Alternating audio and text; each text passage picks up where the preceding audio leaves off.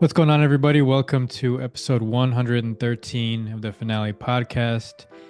Today I'm joined once again by Cittilad and Tyler. Guys, how's it going? Doing good. Well, good man. How you doing? I'm all right. I'm all right. Been a couple of weeks since we had you guys on. We obviously did those playoff predictions before the playoffs. Some of us I were a don't, I little don't even bit, remember who I picked, to be yeah. honest. I was a little bit off. I will say. I think we all picked the Chargers to beat the Yep. Texans. I definitely Mhm. picked the Vikings to go far, although I had my hesitations with that. And then clearly didn't see the Lions losing in the divisional round, their first playoff game. But a lot of things that happened in this playoffs we'll talk about. But before that, let's start with these head coaching hires. Almost all the positions have been filled except the New Orleans Saints. So thank you, Tyler, for reminding me. But Yeah. yeah. So out of these head coaching moves, it's been quite a few. What would be your favorite move so far? Uh, I want to say Pete Carroll Okay. to the Raiders. Yep. Um, they're starting fresh. Their GM just got hired earlier today. Um, yeah, just a new opportunity to rebuild that team, especially with Pete's leadership. Just his role in the organization, I think will be meaningful with Tom Brady's ownership as well. And then, I think their chances of getting Shador was going to go up high with Pete being in that draft room as well. So I like Pete. He has good experience, building around QBs. Yeah. No, I'm a big fan of that one too. He's out of the league for a year. Winning head coach really changed things in Seattle. So I'm a big fan of what he's able to do, and I think it's probably the right move for an organization like that who's kind of made some more risky moves in the past, going for somebody Mhm. that's a little bit more established and can give you a chance to get more wins in that division that's obviously features three playoff teams already. I like the move, so yeah, good pick. Yeah. Definitely most unexpected, for me anyway. Hmm. I just feel like he wasn't even really on my radar as like a serious head coaching candidate until very recently. So Yeah. I do like the move though.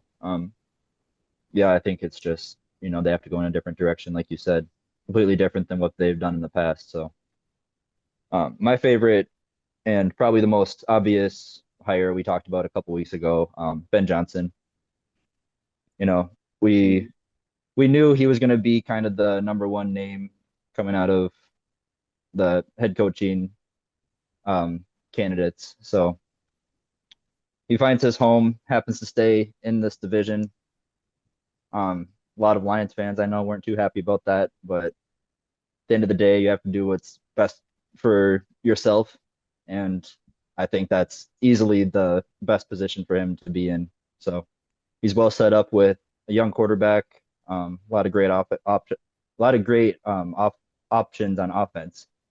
And like we were kind of talking about a couple weeks ago, if you pair him with a really great defensive coordinator, they can really change the culture over there and officially make this the scariest division in football.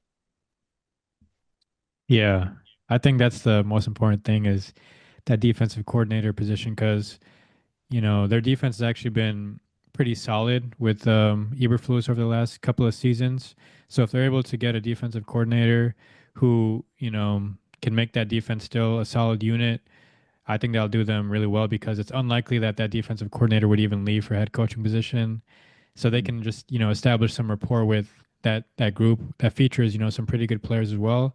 Then the offense, has underperformed despite having so much talent in recent years. So I think Ben Johnson's really going to make that, a strong unit, playing mistake-free football, and also, of course, bring his flair that we saw so many times with the Detroit Lions. So I like that move as well.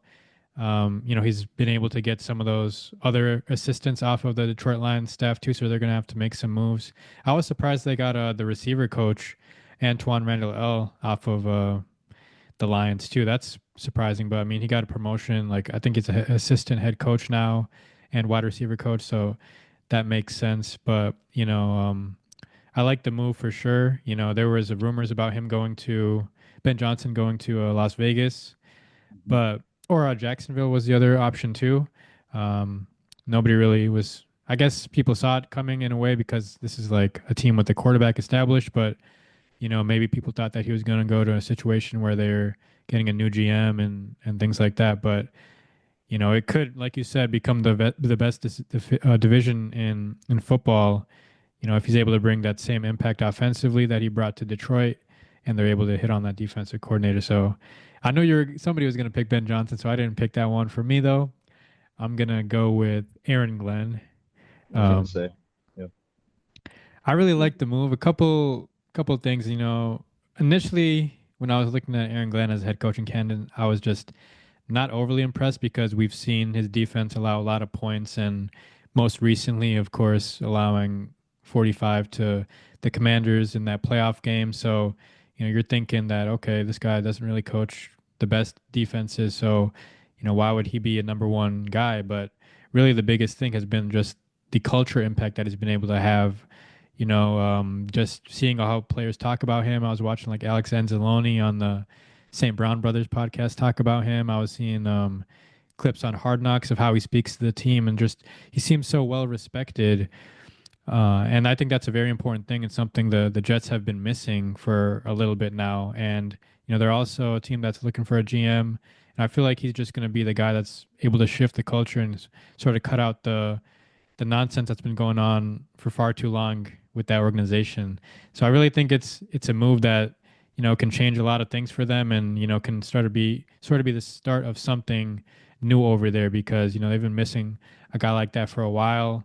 Not to say Salah or any of the other guys weren't like that. I think Salah was a really attractable candidate too coming out of San Francisco, but I feel like Aaron Glenn just he brings a little bit more of a player's coach feel that people will gravitate towards, and I think that's going to be a good change for the Jets organization. So I'd say that's my favorite hire. But Mhm. I'll start it off though, because I also wanted to ask you guys with what your least favorite hire is, and for me, I'll just go with the one that was announced today as well. Um, Cowboys, of course. Mm. They hire in-house Brian Schottenheimer, offensive coordinator. The reason I don't really like this move is, the offense just hasn't been great, I would say, since Kellen Moore left. And I don't really know what the point is of continuing what's been going on. And I guess, you want to continue to build rapport with what you've been building, but what you've been building hasn't been all that great. I mean, your run game hasn't been good.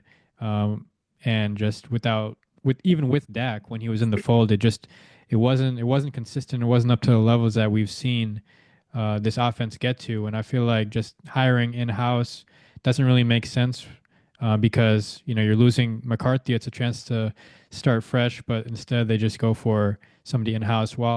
But I do think it's probably better than some of the more extravagant names that were announced because those guys are kind of risky. I think they could have done a little bit more in their, I guess, due diligence to kind of find someone that was a little bit more proven and somebody that had a little bit more upside to their name. So that's the one I'm probably least optimistic about when I look at these head coaching hires. But starting off, that's what I would say. How about you guys? Yeah, I think I'm gonna go opposite with you with Aaron Glenn. I feel Okay. like Mm. the media set up, you know, the way it's set up over there. I feel like anyone new going to that organization is set up to fail. You saw it with Todd Bowles especially, and then what's his other face? The other guy after him. Gase? Yeah, Adam Gase, and then Sala. Just those defensive-minded coaches there don't work too well, in my opinion. I feel like you got to change it up dramatically to get something new going. Because I feel like they're still stagnant from Mark Sanchez days. Just slow on offense. Nothing. Nothing flashy or crazy. that you've seen, in the modern age of football. But yeah, I feel like I don't know if he does bad, I feel like he's gonna get canned after a year or so. But yeah, that's just my look on it. My take on it. Just the way it's set up for failure over there. Yeah. I'm actually going to agree with Cittilad on that. Um, I do like Aaron Glenn as a coach. I think a lot of, we've talked about all the games where he's allowed a lot of points, whatever. He still is a major contributor to the success of that organization. And especially, I know we, as Vikings fans, hated to hear it all year, the excuses, but they did have a lot of injuries they've battled with all season long. Um, and Aaron Glenn, obviously, a big part in being able to adapt and make it work. Well, I mean, not putting up the greatest numbers statistically, but the reason that this was actually my pick as least favorite is kind of like I said I was talking about is just the overall fit. It just seems like a terrible landing spot for a coach to end up in. Um, and Aaron Glenn doesn't really seem like the kind of guy to go into a situation like this and just turn it around on day one. So I think he could very well be a great head coach. I just don't think the situation is set up for him to succeed.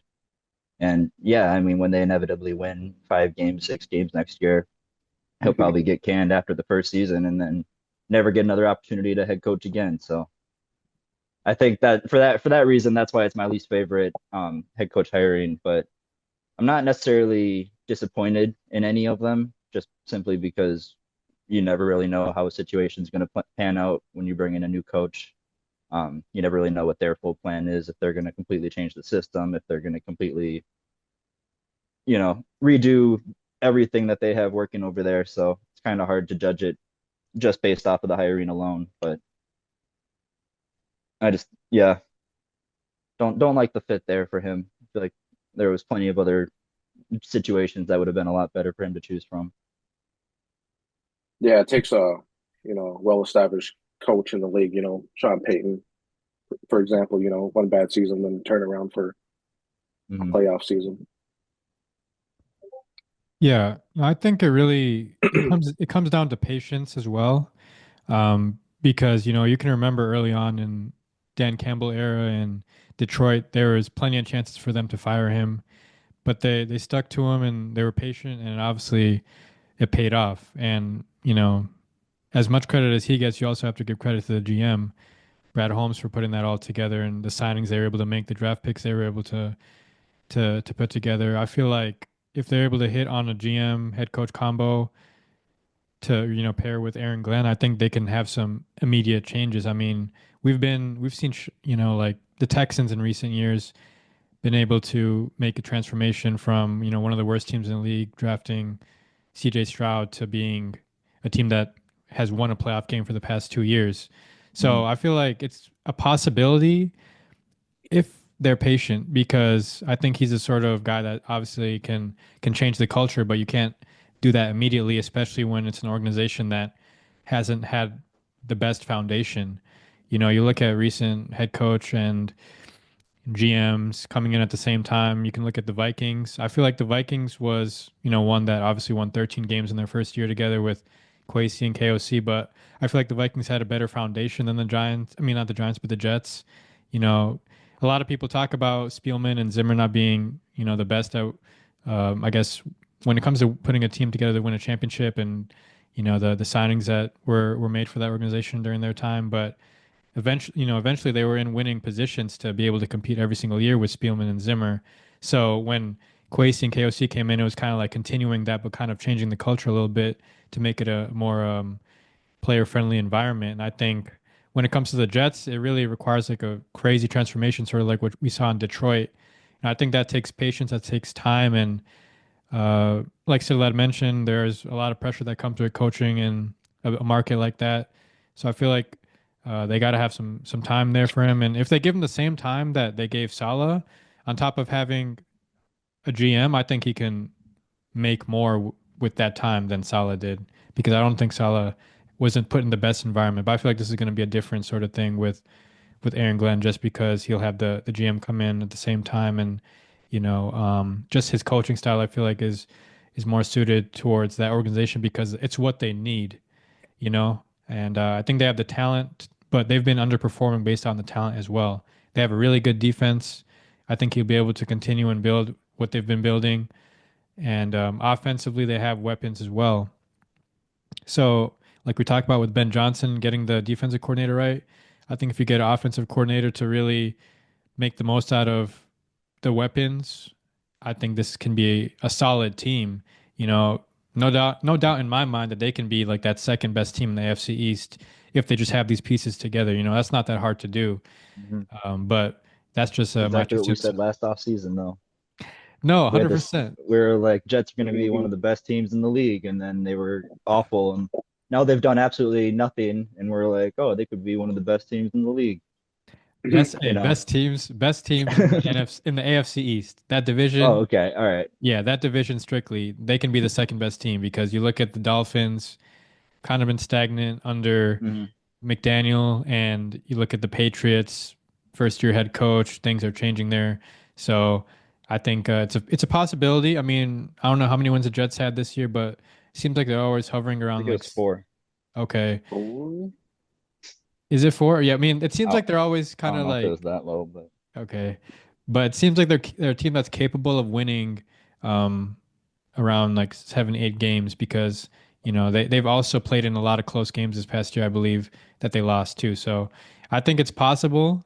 Um, if of course they start with this offseason, getting the right mhm. people in management and staff, and then hit on those draft picks.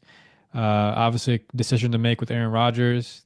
I don't expect them to bring him back with this new regime coming in, but a lot of things that can change in the offseason. We've seen it happen before, so I wouldn't rule it out. But like we talked about, or Cittilad mentioned with Mark Sanchez era, that's how long it's been since really somebody's been able to come in there and change things.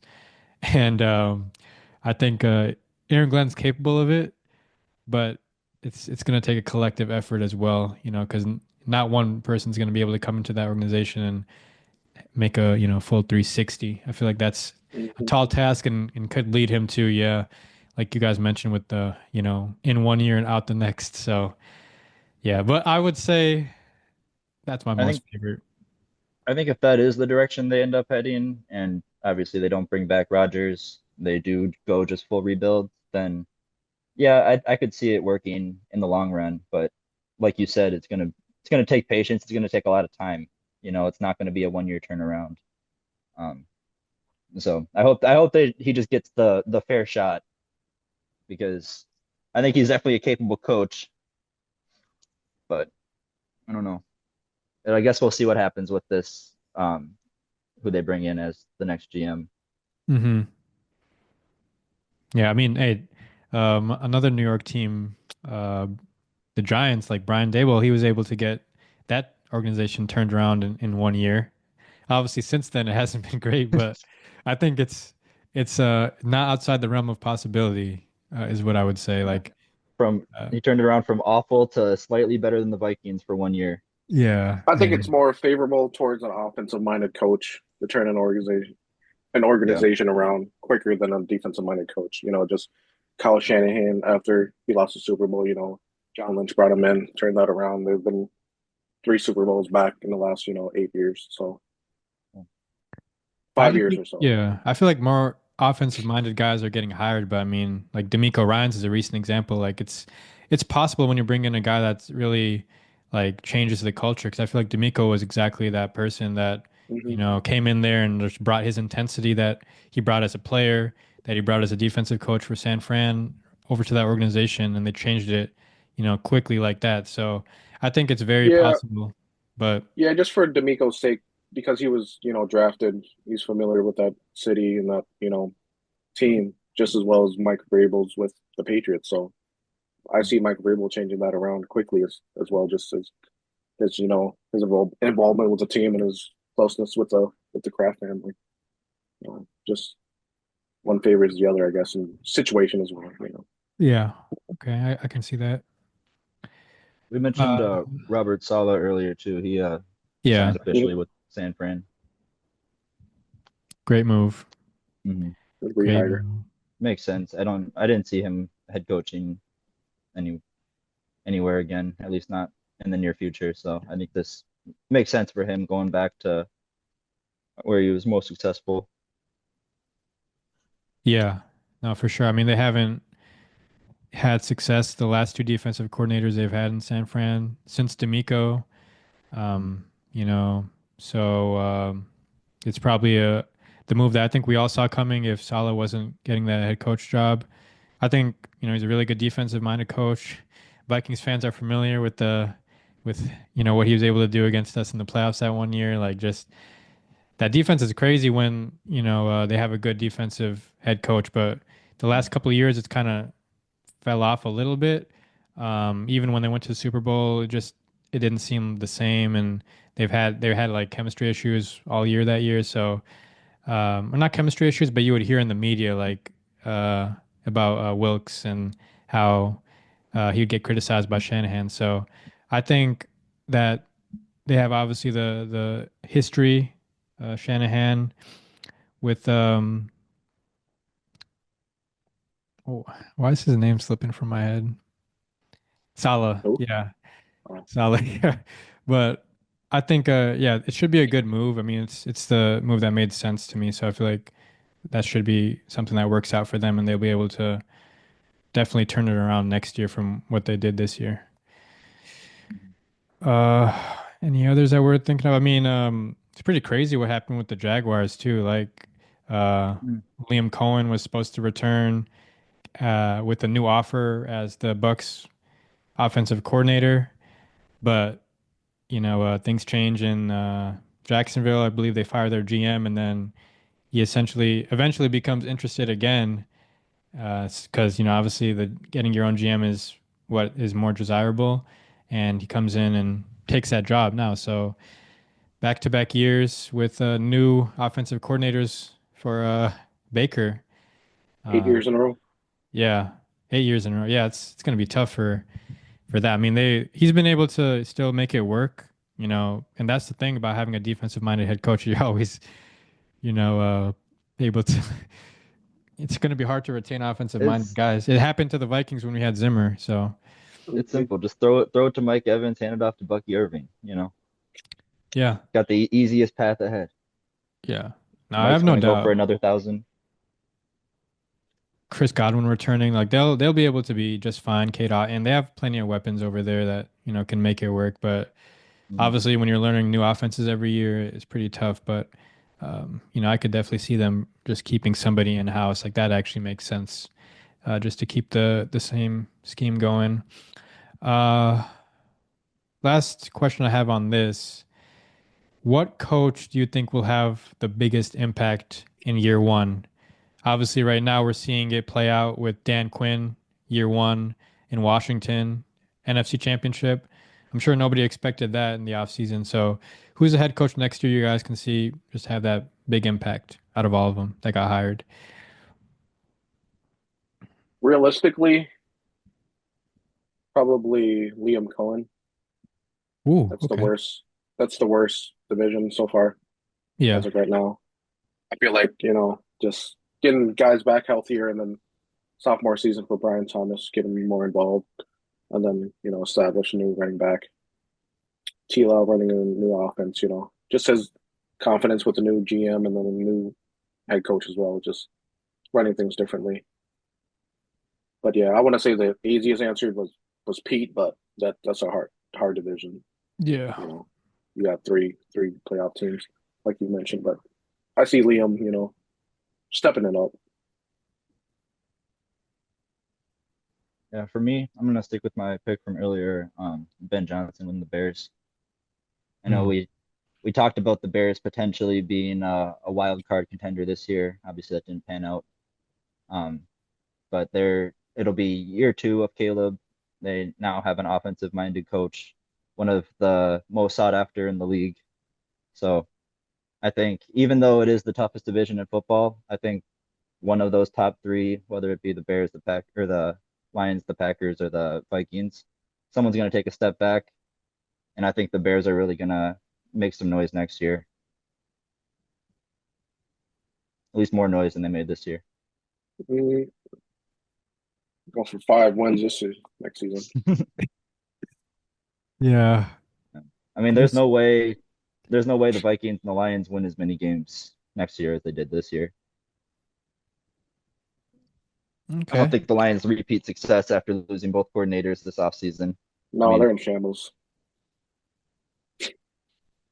Yeah. Packers looked good at times, but clearly they're still figuring things out over there. Vikings, you know, high hopes. Sam Darnold took us pretty far this year, but now we're back to square one with a brand new quarterback next year. So I really could see all three teams losing more games next year than they did this year. Okay. Yeah, I like that one right there. But if I had to switch it up, because I was probably going to say Cohen too, but if I had to switch it up, I would say I'll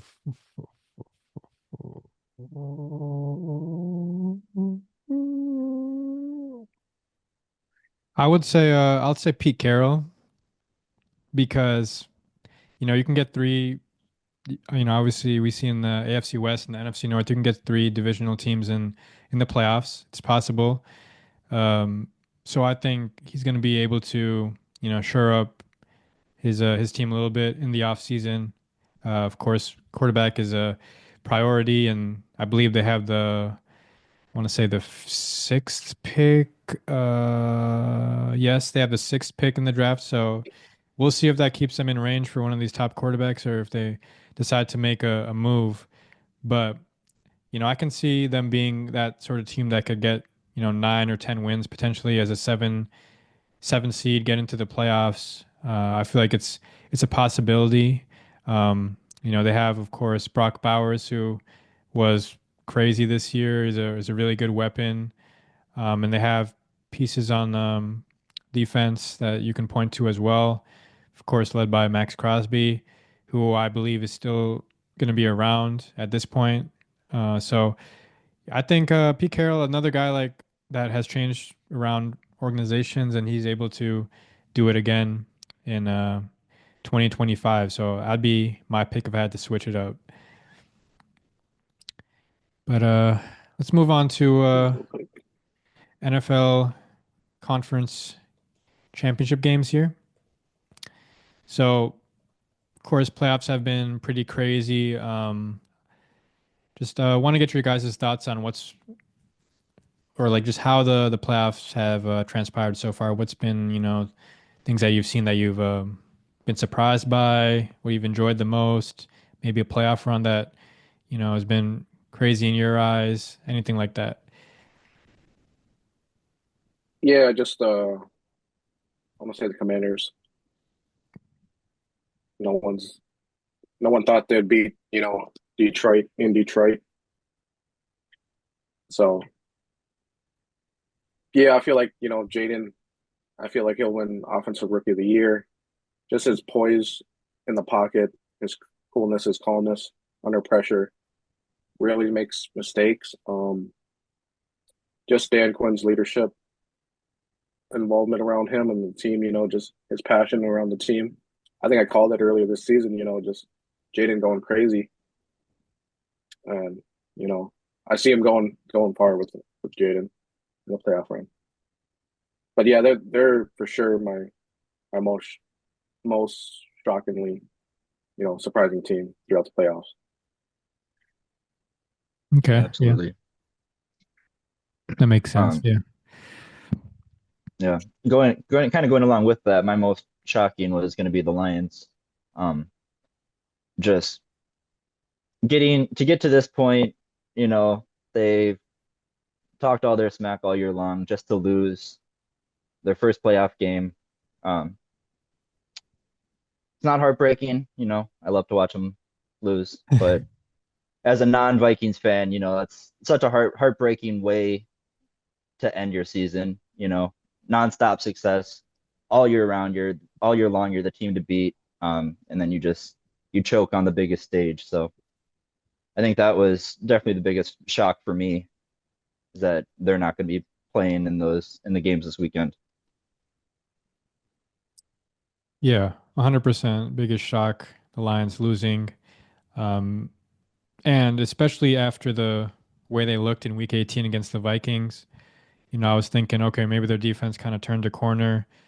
But, of course, earlier on in that game, Robertson, who was a star of week 18 against Justin Jefferson, goes down with that injury that takes him out the game and seems to just set the tone for whatever happened further on in that game. Five turnovers, you're never going to be able to get a win. I mean, I know this year they obviously won with five turnovers against the Texans, but it's hard to do that twice. Right. And that just led to whatever was going on. I feel like the Commanders, they've had a really good run. Of course, clutch time win against the Buccaneers with the late field goal there. The Bucks had a chance to even close that game out, but the Commanders have just been a really good team, especially in close games this year. We've seen it happen plenty of times. I think they're one of the best teams in close games this year. So that kind of gives them a little bit of an edge when it comes to playoff football, and it's showing right now. I think I saw a graphic today. Jaden Daniels is like the sixth rookie quarterback to play in a conference championship, and it's not an easy thing to do. So shout out to what they've been able to do over there. Nobody would have expected it, like I said last year, that the Commanders would be in this position. This year, they literally got their first playoff win in 20 years. So just a lot of changes, a lot of good things going on over there right now, and it's good to see. Uh, even Cliff Kingsbury, who was kind of written off at a point after leaving the Cardinals, he's offensive coordinator over there. It's making it happen. Even heard his name thrown around in conversations too. So for a head coaching job. So I mean, just a really good organization. Culture seems a lot better than what it was in years past, and I think that's a good thing moving forward for them.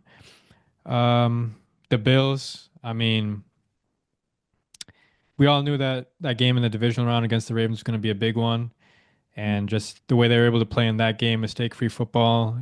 Josh Allen didn't have the craziest game statistically, but he played he played well, mistake-free, like I said, protected the football, no turnovers, and recipe for success. That's what happens. The Ravens turned it over three times, and that's not going to get it done. They made mistakes and still made it a close game, but obviously, looking back, those mistakes cost them in that game. So the Bills getting, two wins at home.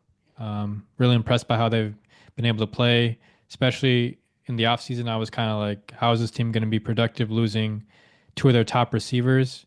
But they're still a really good team, and get another chance to go back to Arrowhead and get this one done. I know it's a big game for them, obviously, but more so because of what we know what happened in the past where they almost got it done, weren't able to. So I'm really looking forward to this game on Sunday night. It's going to be a really good one. When I look at the Eagles, I mean, you can talk about their passing game, but Saquon has been just dominating, like crazy what he's been able to do. Just you never know, man. He's always able to just break one out for 60 plus. And I think he had two big touchdown runs against the Rams, so in the snow, and that's not an easy thing to do. So shout out to them, the Eagles. They're never easy to beat when they're at home, and of course another chance to get to the Super Bowl if they're able to beat the Commanders, divisional opponent.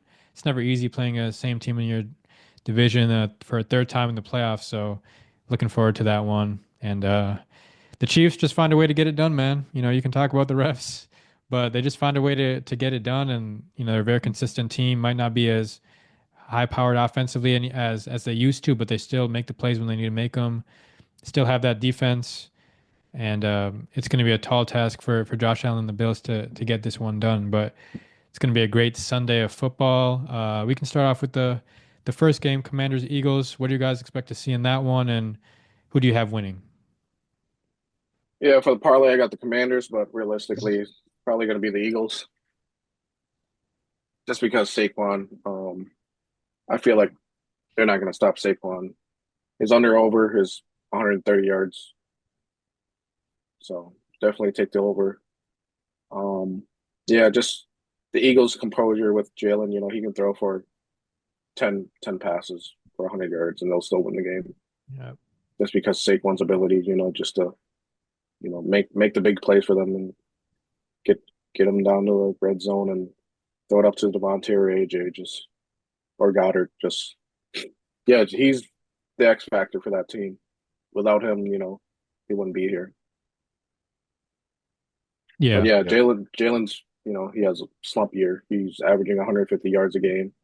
You know, not even three touchdowns in any game this season. You know,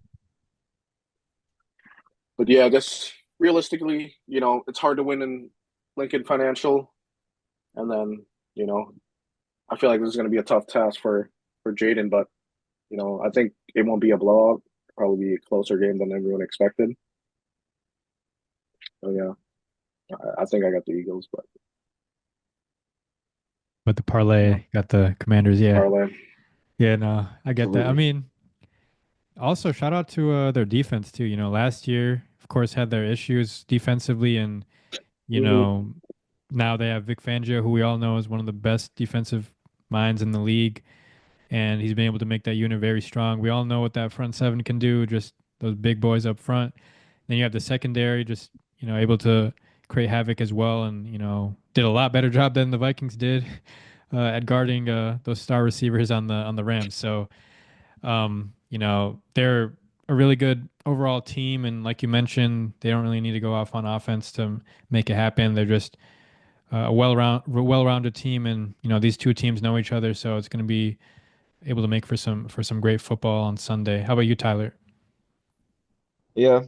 I mean, I agree with everything you said about the reason why the Eagles should win, but that's exactly why I thought the Lions would completely steamroll the Commanders too, and they showed up in Ford Field, did their thing.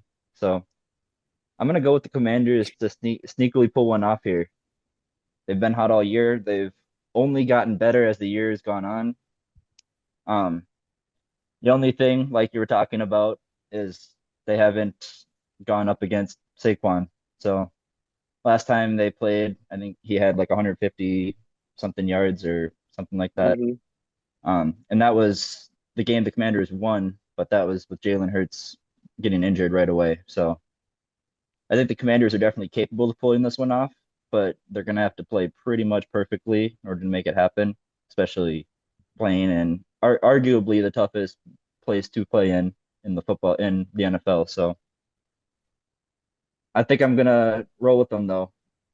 They beat who I thought was the best team in football last week. So I don't think Yeah, there's anything that they're not capable of when they're rolling. Yeah, good pick. uh, I agree. I mean, I feel like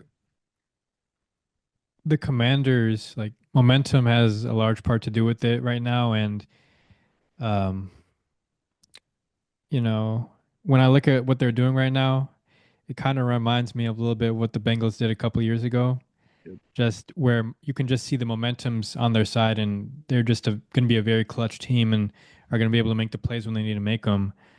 And I was thinking, okay, like rookie quarterback going into Ford Field, like there's no way that he gets it done and looks as calm and poised under pressure as he did. But that's what happened. Didn't just go for safe plays either. He made big plays happen all game long and, just controlled that game. And that's not something that that you see normally. So I just don't feel like Lincoln Financial Field is going to be anything to face him at all in this game. It's really just going to have to come down to can the Eagles make it happen against this Commanders defense? That's like I said, momentum's been on their favor, in their favor, and the offense has been kind of one dimensional a little bit of late for the Eagles. I feel like it's kind of known what the game plan is there with Saquon Barkley. So you're going to kind of have to put it on Jalen Hurts's shoulders a little bit, who's also been dealing with a little bit of an injury too. So, with that being said, I feel like it can be a really good game. Could be one of those big breakout games that people have been waiting for from those receivers. But I just feel like the defense matches up well with obviously the game plan to hand it off to the best runner in football right now and Saquon Barkley. So I can see it being a good matchup just momentum wise. I like what the Commanders are doing, and then offensively, of course, you can say the same thing where the defense of the Eagles are making plays. and the Commanders offense, they're also making plays, but just a great matchup on both sides of the ball right now. I don't feel like this is going to be a game where one team doesn't show up at all. I don't feel like it's going to be that kind of game. I think it's going to go down to the wire. But I think just the winning pedigree of the Eagles is going to be able to be enough to take them over the edge. Um, just seems like that's just the way it goes, and you know, I have them winning. They're a good team. They know this team well, of course, vice versa. But yeah, I just think when it comes down to, clutch time, I like the Eagles a little bit more, and I could see them just being the team that's a little bit more poised in that moment, playing mistake-free football, just because they've been there, they've done that. And yeah, they'll make another Super Bowl in my opinion. So that's my pick for this game. Um, but AFC side of things, Bills going to Arrowhead, playing the Chiefs. Uh, what do you guys expect to see in this one? This should be a really good one. For the parlay, got the Bills. Yeah. Realistically, Um, though, realistically, we got the Bills. My mm, number one QB, Josh Allen. Um, they got to play their perfect game in Arrowhead, but also, both Allen and Mahomes got a generational, whistle. But the ref that's refing this game is going to be um, Clete Clete Blakeman. This season, Josh was 4-0 with him. So, and Mahomes was 5-4 with Clete under the whistle. So it's gonna be a close one. Um, I look forward to seeing Jawan Taylor get called for illegal formation and false starts. That dude jumps every time, and just I feel like the only offense the Chiefs has is just Travis Kelsey. That's it. That's the only reason that they're doing stuff is with Kelsey. But Allen's not going to run for three tutties. He has to pass the ball nor to win this game. He needs to outperform Mahomes and not do what Josh Allen does. Just throw a pick. So, but this season they've established that the run game that they needed. With James Cook, but mm, so they'll establish the run game. They have a better run game than the Chiefs. So better wide receivers in my opinion too. So I feel like the Bills got the upset. Okay, Tyler. um, yeah, I got the Chiefs. You know, I think we've seen it all year long. We're constantly picking against them, and they find a way to get it done. Um, I don't think it'll necessarily come down to the refs this time, especially like Cittilad got the research now on the insight on the ref team. So I think it is going to come down to Mahomes versus Josh Allen, though. Josh Allen has played the best football of his career, and the Bills are one of the most efficient teams in football at the moment. But as we've seen time and time again, like you mentioned, Citadel, Josh Allen will have inevitably have that game where three picks, two fumbles, and just completely loses one for his team. So he needs to not become that version of himself and play pretty much perfectly, which he's done all season long. And the Bills could pull this off, but I think kind of what you guys were talking about with the Eagles over the Commanders. I just feel like the Chiefs have that experience. They've been there, they've done that. They've had this three-peat on their minds all year long. Now they're finally at the point where they're one game away. I think there's no way they're not winning this one. Mm. The Bills' toughest team this season was against the Ravens last week. Yeah, probably. And they went on the road against the And Lions then as the Bills' well. starting safety is out. Taylor Rapp, he's out, so Yeah. that could be a factor. But also, you know, they like to play a lot of man coverage. Both teams do. Yeah. No, I think the biggest thing for the Bills is just not getting away from what they've had success with. in this playoff run and this season. Mm-hmm. Um, but it's very easy to do so when you have a defensive coordinator like Spagnuolo on the other side.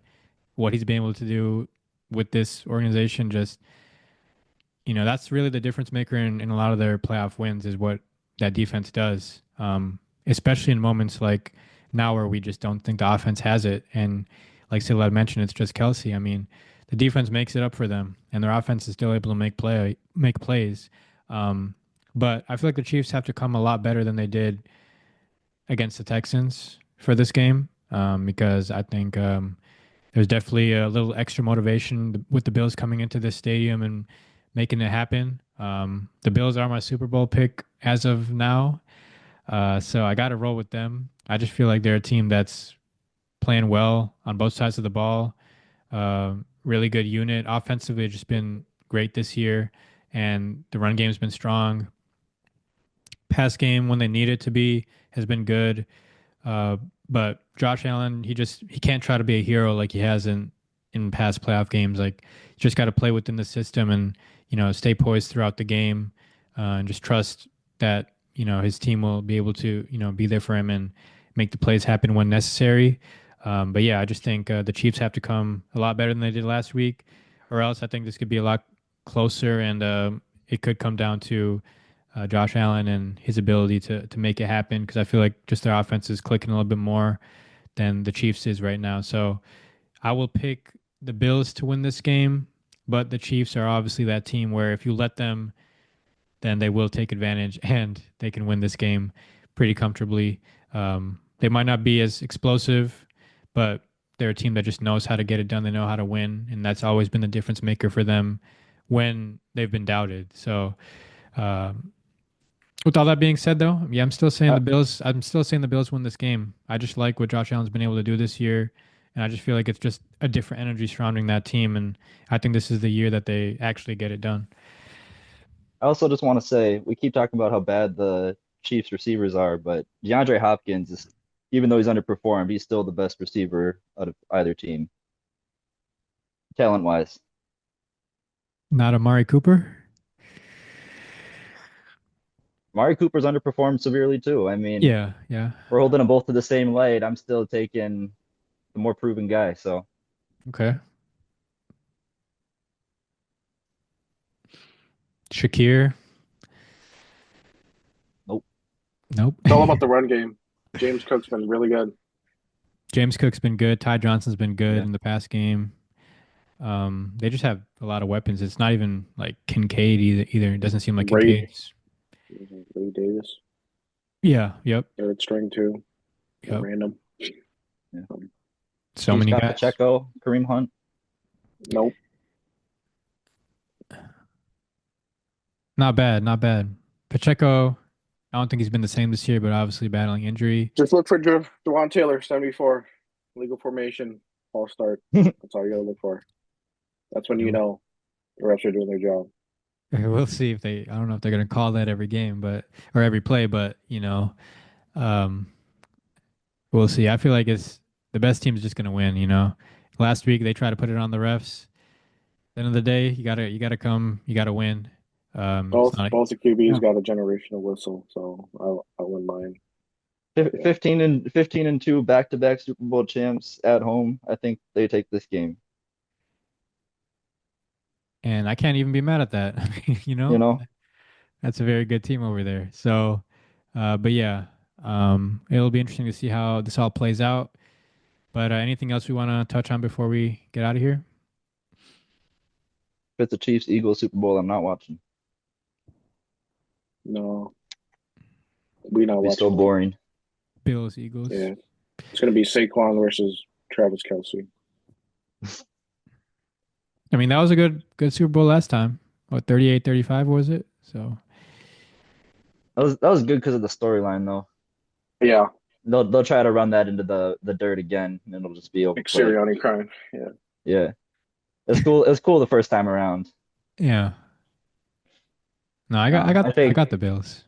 I think as long as we you got get the good Bills for the football, parlay. For the parlay.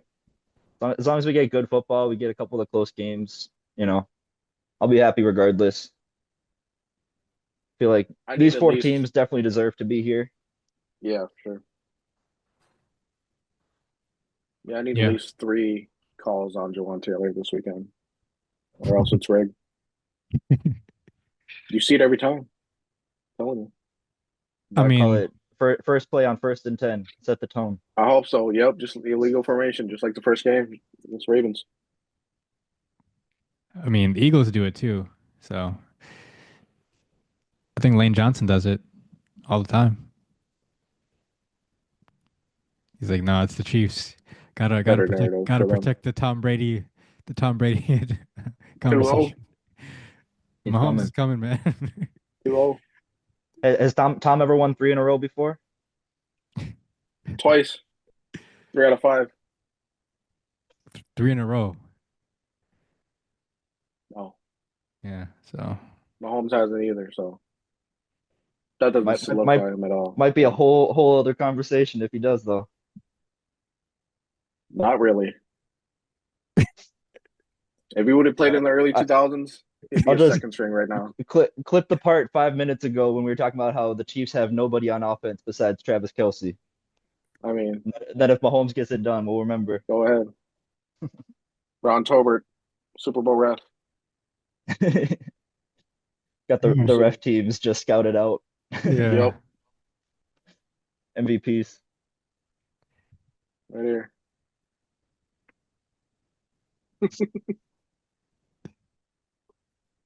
Oh, We it's cannot Ron Yeah. see Tobert. that. Unblur that background. Oh, you got the Mahomes with the ref holding the jersey swap. Of course. That's Ron Tobert right there. Bro's got all the memes. No, but that's everything, guys, for episode 113 Finale Podcast. Appreciate you guys coming on. Looking forward to this conference championship Sunday. We'll see what happens. Sure. Peace. Peace.